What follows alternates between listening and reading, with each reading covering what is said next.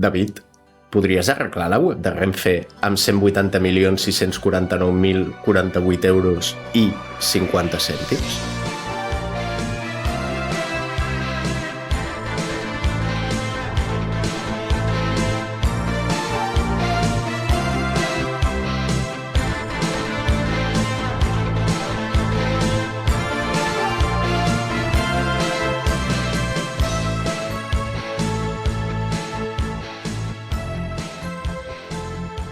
Si és la web, segurament sí. Depèn del temps que em donis, depèn de moltes altres factors.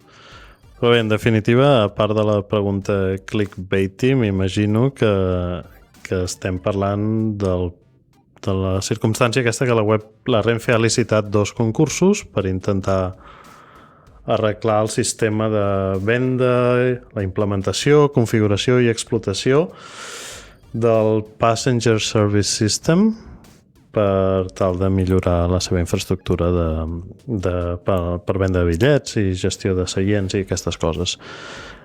Això són 2 concursos d'un termini d'execució d'uns 6 anys que s'han licitat a grans consultores, Accenture és una d'elles i una altra consultora que és un spin-off de BT, British Telecom. Hi ha un petit problema que fa que no et pugui respondre a la teva pregunta correctament i és que els plecs tècnics d'aquests concursos no estan disponibles, no són públics. M'imagino que per temes de privadesa, tot i que òbviament amb les lleis de transparència i les millores dels últims anys podríem tenir accés tenim accés a totes les licitacions d'empreses públiques i tot això, es poden reservar el dret de fer alguns plecs no públics i realment si no compleixes els requisits per participar en una d'aquestes licitacions no pots accedir al contingut d'aquests plecs. Crec que òbviament dins d'aquests plecs entendríem una mica la complexitat d'un sistema així i entendríem que segurament això no es limita al software de la web per si. Això segurament va més enllà, parlem de màquines d'autovenda i tot això. Però he estat fent una mica de recerca i puc afirmar que no seria massa difícil aconseguir una millora substancial amb una quantitat bastant més minsa del que hi ha dintre d'aquesta licitació. Però què et passa pel cap quan sents aquesta xifra? O sigui, què en penses? Després, inclús d'haver fet aquesta recerca, que jo, honestament, ho trobo una salvatjada. O sigui, trobo molts diners. Clar, el fet de que la informació de la licitació no sigui completa sí que ho és, òbviament, pels participants en la licitació, però nosaltres dos en aquest podcast no complim els requisits per obtenir l'accés a aquesta informació. Només puc especular. Especulem. Hem estat fent uns números. Adif té unes 700 estacions, una mica menys, 700 estacions a l'estat espanyol. Comptem un nombre mitjà de màquines d'autovenda per estació d'unes 10 o 20. Entenent que aquest projecte no s'assenyeixi només a la part de software, sinó que també s'assenyeixi a canviar les màquines d'autovenda, podríem, amb aquests diners d'aquest pressupost, d'un dels 2 concursos que s'està licitant, es podrien canviar moltíssimes màquines, totes aquestes màquines amb un valor aproximat per màquina de més de 15.000 euros, que em sembla molt fora de mercat, segurament deu ser menys. Entenc que la complexitat del hardware és difícil de quantificar, però bé, potser podríem cenyir-nos una mica més al tema del software i donar alguns exemples. El concurs aquest del Passenger PSS, no sé, no me'n recordo, Passenger Service System, Pel que he estat mirant, això es refereix bàsicament a poder escollir el seient del teu tren, a poder-lo canviar, gestionar upgrades de classe, coses d'aquestes semblants. I llavors he anat a mirar què va costar muntar Trainline.com. Trainline.com és la plataforma de venda de bitllets en Europa, a altres països també, però principalment a Europa, integrada amb desenes d'operadors ferroviaris. Aquesta empresa, tenint en compte tot el nombre d'empleats que té, tot el nombre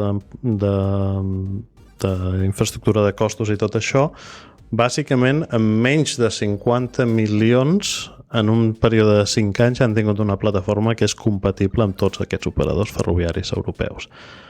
Per tant, si estem comparant els costos d'aquest concurs de Renfe amb els costos del que va costar muntar Trainline.com, podem dir que això bàsicament és com a mínim el doble i potencialment el quàdruple del que va costar muntar Trainline.com, tenint en compte el nombre d'empleats que van haver de fitxar i tot això. La falta de transparència és extremadament preocupant. Normalment ens queixem de fraccionament de contractes per tal d'evitar escapar certs controls. En aquest cas és un exemple on un contracte és tan ampli que és molt difícil destriar el gra de la palla i saber realment què hi ha darrere de tot això. Hòstia, has fet recerca, Una mica.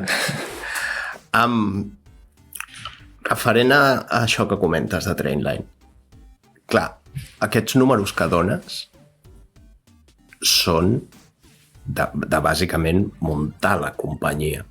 O sigui, muntar l'empresa o no ho estic entenent bé. Fitxar tots els empleats, pagar-los el seu salari durant 5 anys, més o menys tenir en compte la quantitat d'integracions que han hagut de fer amb altres proveïdors europeus, tot això. Però vull dir, òbviament Trainline és un exemple fàcil per comparar. O sigui, bàsicament, pensem-ho d'una altra manera. Si cada empresa amb la que interactua Trainline a Europa, és a dir, la companyia de trens alemanya DB o les companyies de trens britàniques o Eurostar, o com estiguin actualment, o Trenitalia, totes aquestes empreses haguessin de fer un concurs i haguessin de pagar les quantitats que Renfe està pagant pel seu sistema de gestió de passatgers i bitllets i tot això, estaríem parlant d'inversions de més de 1.000 milions d'euros globalment a Europa. Òbviament, sense saber els continguts del plec, no podem fer-nos una idea de tot el que implica, i com ja parlàvem a l'episodi de les administracions públiques i del legacy i tot això, aquestes integracions amb sistemes que segurament estan molt antiquats són costoses, 100%, i quan s'ha de tocar hardware i quan s'han d'enviar tècnics, i s'ha de fabricar màquines i s'han d'enviar tècnics a 700 estacions per tot l'estat, doncs això té uns costos que són difícils d'estimar. Però és fàcil de sobreentendre, mirant els títols de les licitacions, que almenys la meitat d'aquest cost va a temes de software. És a dir, aproximadament uns 80 milions d'euros van a temes de software.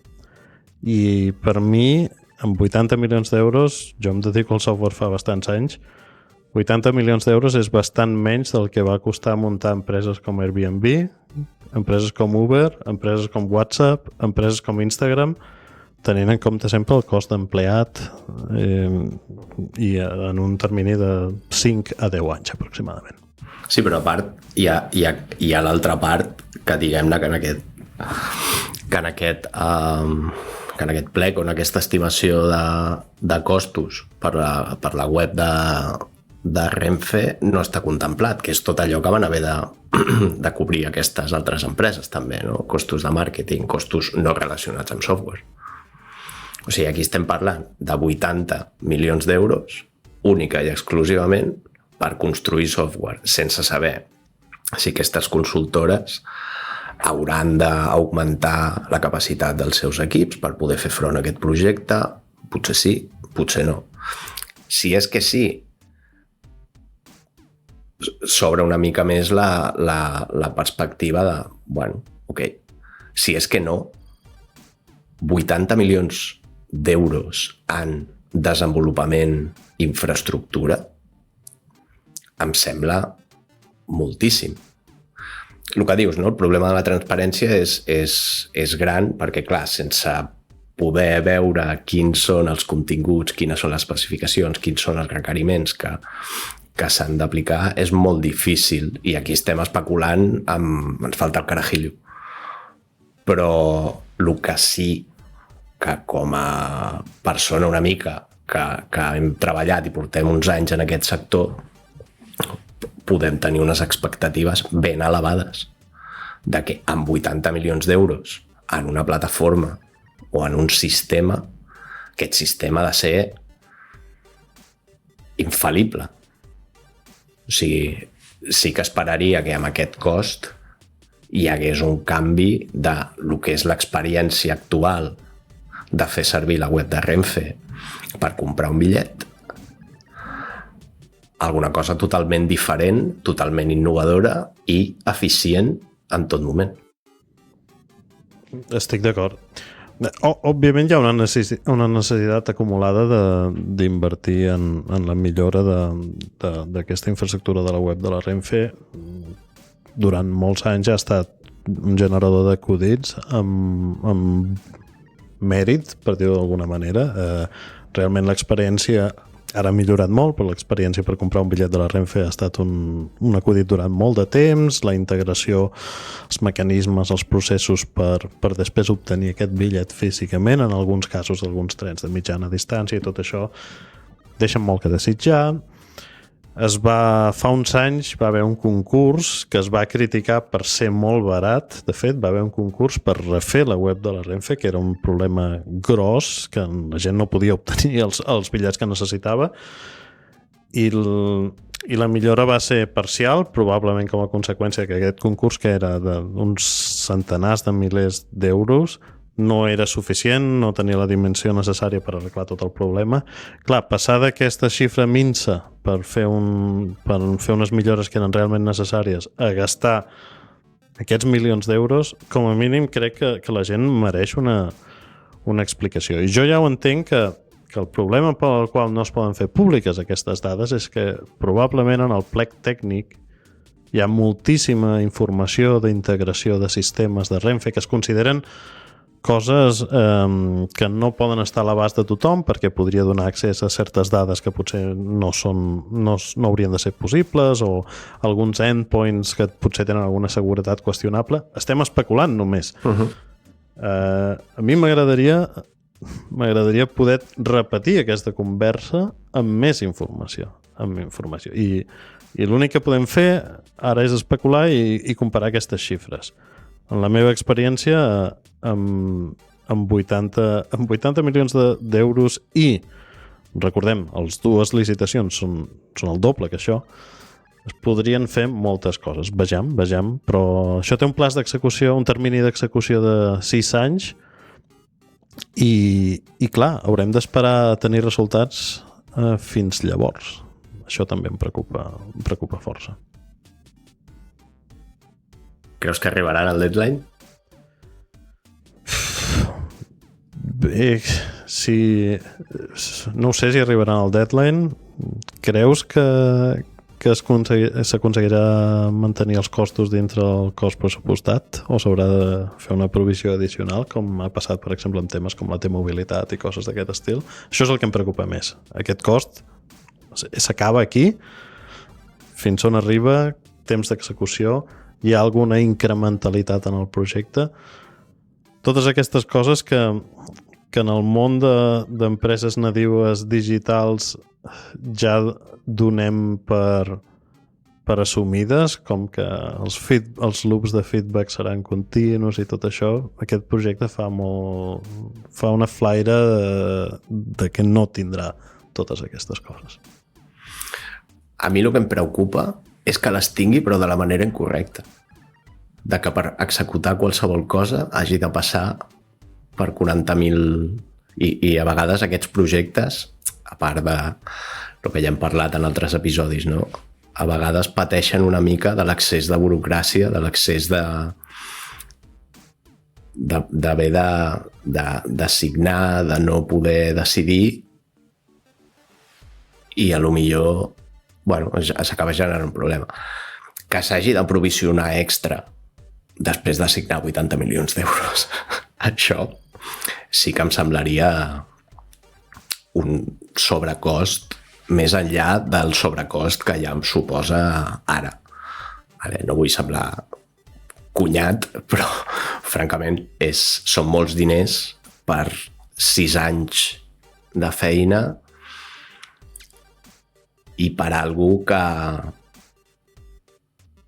no és nou, no és un repte tecnològic. O sigui, pot ser un repte tecnològic a nivell de factor d'escala, però estem en un punt ara en el qual hi ha moltes empreses, hi ha molta experiència en el sector en gestionar càrrega i volum més gran del que pot generar o patir Renfe en un dia, per dir d'alguna manera. Llavors... Un altre aspecte que és important també tenir en consideració és que aquesta licitació inclou uns costos d'explotació, és a dir, uns costos de mantenir els costos de manteniment de tot això un cop estigui funcionant, se suposa. Fins i tot, també mirant un cas molt extrem, però podríem dir, bé, és que aquesta consultora haurà de tenir gent que estigui treballant en les estacions principals constantment per reparar màquines que s'estiguin espatllant, gent que haurà d'estar amb un telèfon de guàrdia per si el servei no funciona, gent que haurà de...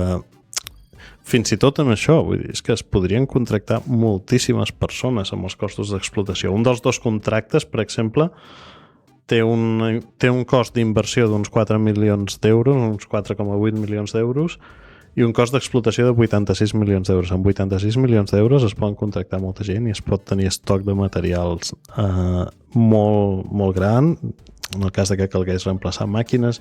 Tot això ho estem especulant, òbviament, però no ho sé. Suposo que en això també, tornant a la part de software, hi ha integracions amb proveïdors externs, per exemple, proveïdors de pagament, coses d'aquest estil, que també tindrà uns costos. Tots aquests costos, una mica el que em fa pensar que potser no s'acaba aquí la despesa, és que tots aquests costos són realment molt difícils d'estimar abans de trobar-t'hi. Són molt difícils de calcular abans de posar-te, d'entregar aquest projecte. Esperem equivocar-nos, però la cosa no pinta massa bé. Saps si l'actual plataforma de Renfe ara mateix és perquè veig que aquí a la part de la licitació, o sigui, es especifiquen, o no he vist, algo de serveis d'explotació del sistema de passatgers al núvol. Saps si ara mateix Renfe opera en el núvol o opera amb infraestructura? Segurament alguna cosa deuen tenir al núvol, no sé l'actual web, però sé per altres raons que Renfe hereta o comparteix una part d'infraestructura física en els centres de dades que van compartits amb Adif encara. Això és una de les parts que no s'ha aconseguit separar bé després de la separació de Renfe i Adif. Per tant, hi ha molta part que és data center tradicional. També, ara que dius això del cloud, una cosa que em sembla interessant és un plec de condicions realment ha d'especificar cloud com en el plec de condicions. Potser que sí, que s'entén que darrere de tot això hi hagi una modernització tecnològica, però per què cloud en el plec de condicions, en el títol del plec de condicions, però no podem tenir accés a les condicions tècniques reals del plec? Tot això simplement em genera més ganes d'especular i realment no ho vull fer sense aquesta informació. Bueno, crec que ja anem una mica tard, però... Sí, una mica. Però sí, la veritat és que és una mica... És curiós veure com es mouen aquestes quantitats de diners sense tenir com a mínim accés a un grau de detall una miqueta millor, no? Per poder avaluar. I ja no avaluar, no? Sinó per poder-te fer una idea, ja que afortunadament tenim la capacitat de poder dir, bueno, té sentit, no té sentit, que estigui tancat i que hi hagi aquest tancament o aquesta manca de transparència. Totalment d'acord.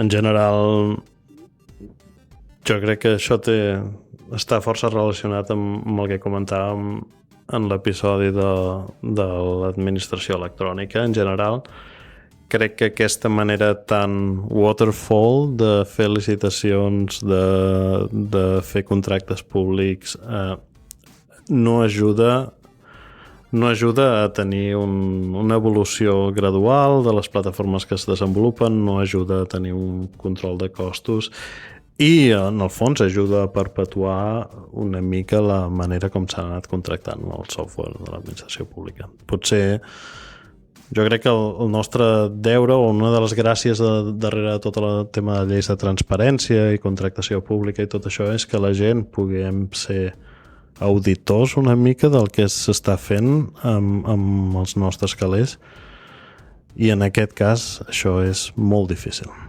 Hòstia, una cosa que molaria molt és poder tenir accés a aquest detall i poder fer un episodi revisant aquest detall de la implementació del projecte. Sí, potser seria interessant parlar... Si algú de l'audiència té un mecanisme... Perquè per accedir al plec tècnic, òbviament ara ja és massa tard perquè ja està adjudicat, però per accedir al plec tècnic bàsicament s'han de complir uns requisits que l'Òscar i jo, com a hosts d'un podcast amb molt pocs oients, no podem complir de cap manera. Però potser hi ha alguna manera de demanar-ho per altres vies i aconseguir aquest tipus d'informacions doncs per en concursos d'aquest tipus, bàsicament.